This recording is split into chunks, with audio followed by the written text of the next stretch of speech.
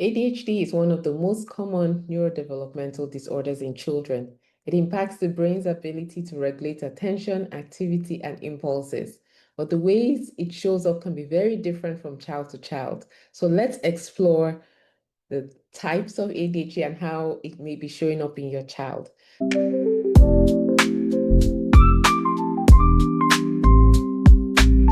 So hello parents, my name is Dr. Hoke Echo and welcome to Glow with ADHD and Autism, where we like to take a deep dive into all things autism and ADHD and how we approach those two neurodevelopmental types with holistic medicine.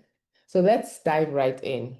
So what exactly is ADHD? So the full name is Attention Deficit Hyperactivity Disorder, right? So what does that mean? The first part of the name is attention deficit. It means that your child may show up as having trouble with focusing. They may seem really scattered. If you ask them, they may say, I feel like there's so much going on in my head. I can't keep things straight. And I just feel like there's lots of noise in my head. And that's how the kids typically describe it to me when I'm talking to them in the clinic. And your kids may describe that to you as well. Hyperactivity stands for a child who just hops from one place to the next, has difficulties sitting still in a chair, for example, at school, to pay attention to what the teacher is saying, and is always fidgeting with something with their fingers or playing with something or looking in different directions when they're supposed to be focused here.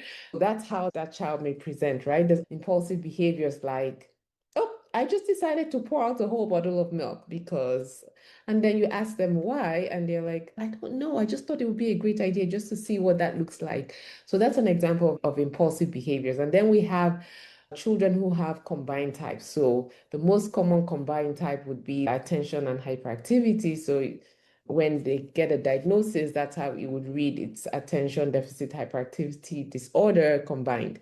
And so those are the three types. I'll tell you about two children in our practice, names changed to protect privacy. For example, Chloe is 7. She's labeled as spacey or quiet. She zones out in class.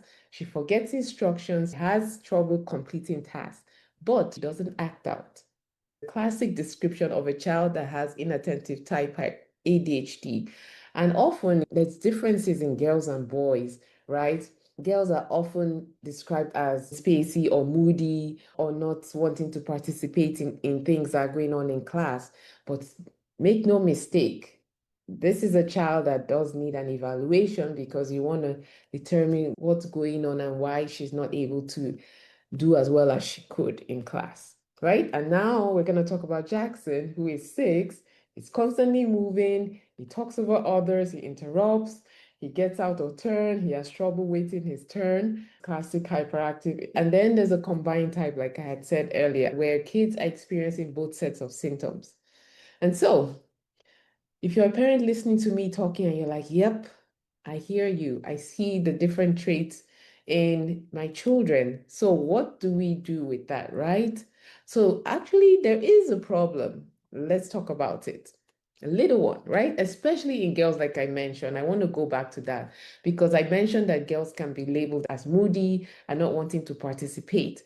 A lot of children with ADHD also have co-occurring illnesses like anxiety and depression. So you never want to rule out and ignore a child by saying, oh yeah, that's just what she does. You want to investigate to make sure there isn't underlying anxiety and depression, which needs to be addressed, right, for your child to do better overall.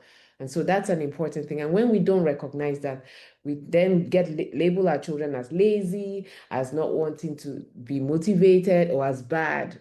And then guess what happens? Your child listens to these labels and they take it in, and then they start to really act like that, right? Their self-esteem goes down. Our children know more than we think. They hear the comments, see the way we respond. As parents, it's critical. And if you're seeing signs like this in your child, that you get them addressed as early as possible. And then with parents, do you ever feel like you're walking on eggshells? Like it's like, oh my goodness, this child reacts at the slightest thing. When that's occurring in the home, it affects the dynamic. We want to get it addressed. And I'm a proponent of therapy, right? It's not enough to do medications. We have to do therapy, family therapy, because There's the interaction with the parents, there's the child's emotions and what they are going through, and individual therapy for the child as well. And I believe that makes such a huge difference. So that's a big myth, right? That children are lazy or motivated and don't want to do what they need to do. But I'm here to challenge, at least highlight to you that don't label your child as that. Investigate, ask for an evaluation to see if there's something else going on besides ADHD, or if it could just be ADHD that's going on and is manifesting as unmotivated and all of those things. So now we've talked about that, and I want you to know that ADHD is not a label. Michael Phelps has ADHD. He's one of the best swimmers of all times, right? It's important to know our children are more than a diagnosis, right? It's so important as parents that we speak life into them and we tell them, and so we get support for them early on instead of just saying, what's wrong with you?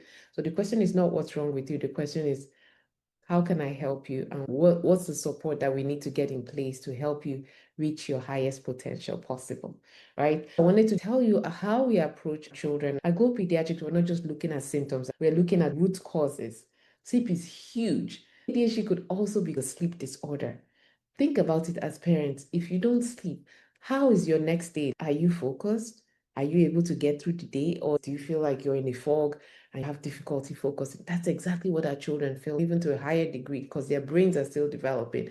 So we're looking at sleep, we're looking at what's going on with blood sugar swings, we're looking at gut inflammation, because there's so much research that shows when the gut is inflamed, the brain is inflamed. If the brain is inflamed, therefore your child will not act in ways like they possibly could, right? So, and nutritional deficiencies, children with ADHD are highly deficient in nutrients like vitamin D, iron, zinc, magnesium. It's important not just to say medication, and I'm not against medication, but that should not be the first point of view. If you'd like to, I will put a link in the video to my TEDx talk. We need to change, or we must change the way we treat children's ADHD. It is so important, right? That we address what's going on in your child's environment, nutritional environment, physical environment, emotional environment, because all of those environments, right, combine together to create what we see. And since we're on that note, I wanted to just point out that there isn't one thing that causes ADHD. It is multifactorial, right?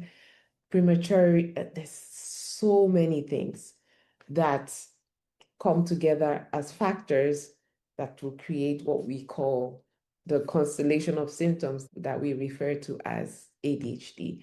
So therefore, parents, we are not here to point fingers. It's more productive for us to look at how can we support our children to be the best version of themselves. As part of our integrative plan of care, we will do testing to evaluate food sensitivities that are contributing to gut inflammation in your child, for your child's gut and your child's brain. We are looking at behavioral tools. We offer parent coaching to build a sustainable, practical roadmap for your child that's personalized, because every child is different, right?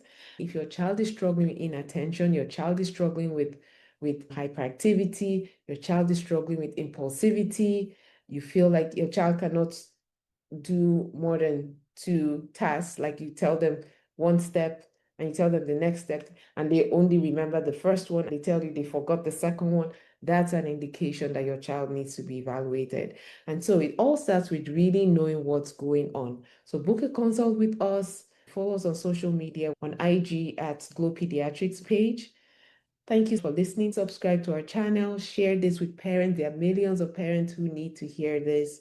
You're never alone. We are here to walk the journey with you. Reach out, book a consult. We're happy to be of service to you and your family.